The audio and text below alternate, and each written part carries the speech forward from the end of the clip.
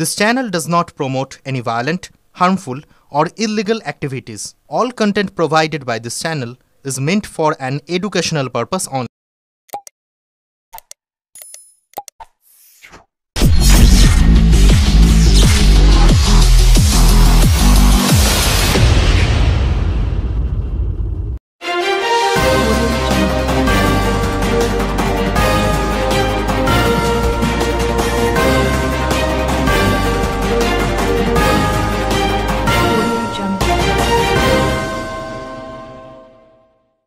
আর এবার ঋতব্রত বন্দ্যোপাধ্যায় বলেন, বামশাসিত রাজ্য কেরল শ্রমিক সুরক্ষায় বাংলা থেকে শিক্ষা দিচ্ছে।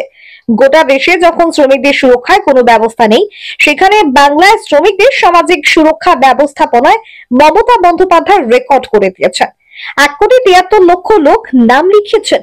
41 লক্ষের বেশি মানুষ 25,000 কোটি টাকার বেশি সুবিধা পেয়ে গেছে। মমতা বন্দ্যোপাধ্যায় শ্রমিকদের সামাজিক সুরক্ষায় নবজাগরণ ঘটিয়েছেন। আইএনটিটিইউসি রাজ্য সভাপতি আরো বলেন, জুট নিয়ে কেন্দ্র যা সিদ্ধান্ত নিচ্ছে তাতে বাংলার জুট ইন্ডাস্ট্রি সব থেকে ক্ষতিগ্রস্ত হচ্ছে।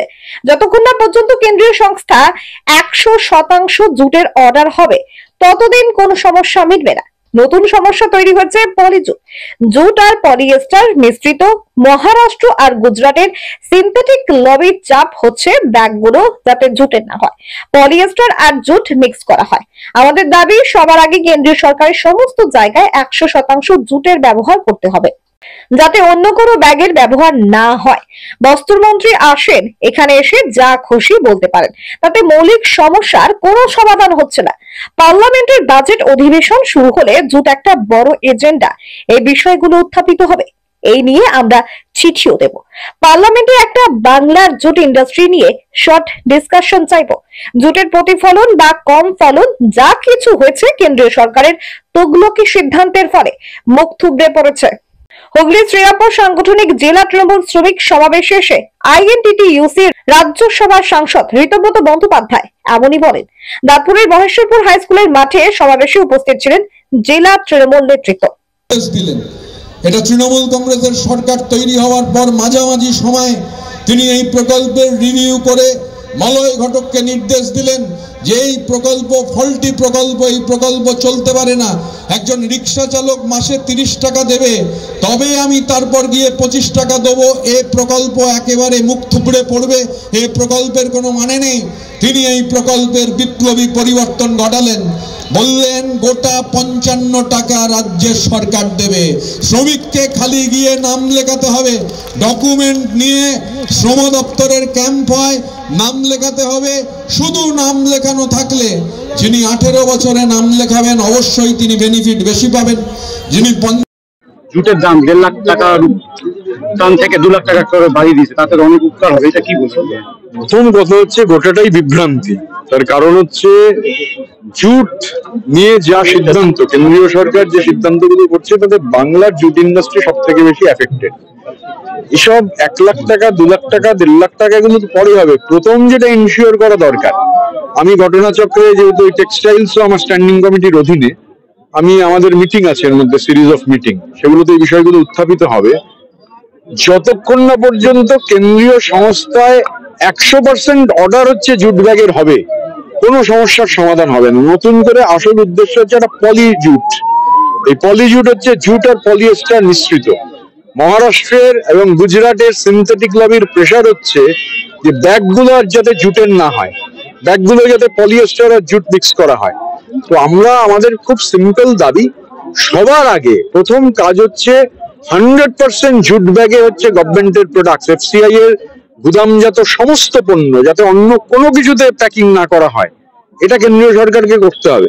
আমরা জানি যে মহারাষ্ট্রের এবং গুজরাটের সিনথেটিক লবির প্রেসার আছে, কিন্তু বাংলার জুট শিল্পকে এখানে এসে উনি যা খুশি তাই বলতে পারেন, কিন্তু মৌলিক সমস্যার কোনো সমাধান হচ্ছে না। যার ফলে পার্লামেন্টের বাজেট অধিবেশন শুরু হলে জুট একটা বড় এজেন্ডা।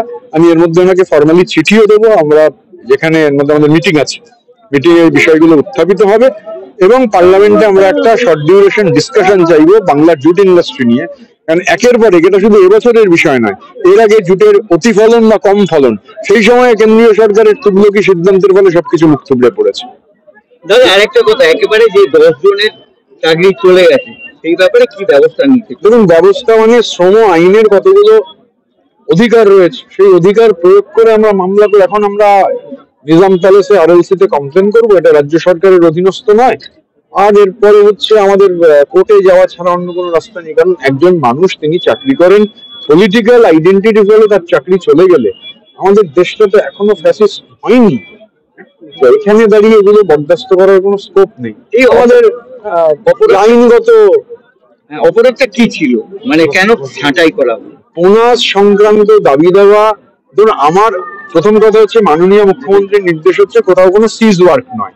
10 বার, 12 বার, 20 বার আলোচনা হতে পারে, আলোচনার ভিত্তিতে সমাধানে পৌঁছতে হবে, কাজ বন্ধ না করে।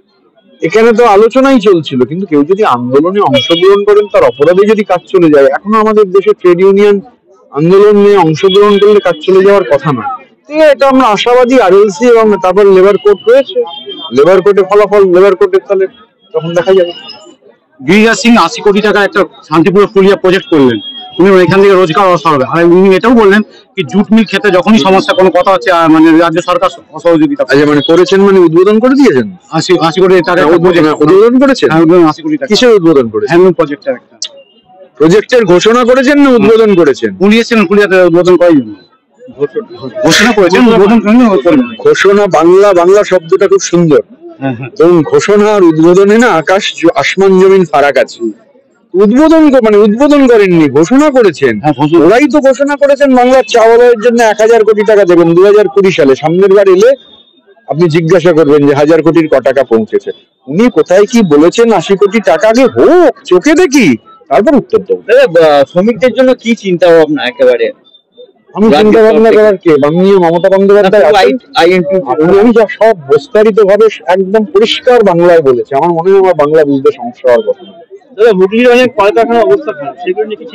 গভর্নমেন্ট সমস্ত কলকারখানা তার সরকারের নয়, বহু বেসরকারি কলকারখানা রয়েছে। কিছু কারখানায় আইনিগত জটিলতা রয়েছে, লিটিগেশন রয়েছে NCLT-র।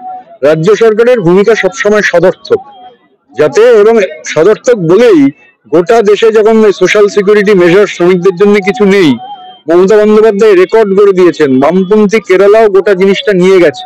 যেরকম হতে পারে 1,73,00,000 লোক নাম লিখিয়েছে, 41 লক্ষ প্লাস লোক বেনিফিট পেয়ে গেছে, 25,000 কোটি টাকার উপর বেনিফিট দেওয়া হয়েছে। সোশ্যাল সিকিউরিটি স্কিমস গুলোতে Mamata Bandyopadhyay is a revolution. বিরোধীরা বলছে যে ক্ষমতা আসলে এসব বন্ধ কারখানা চালু করবে। আচ্ছা, আগে আসুক, তারপর চালু করবে।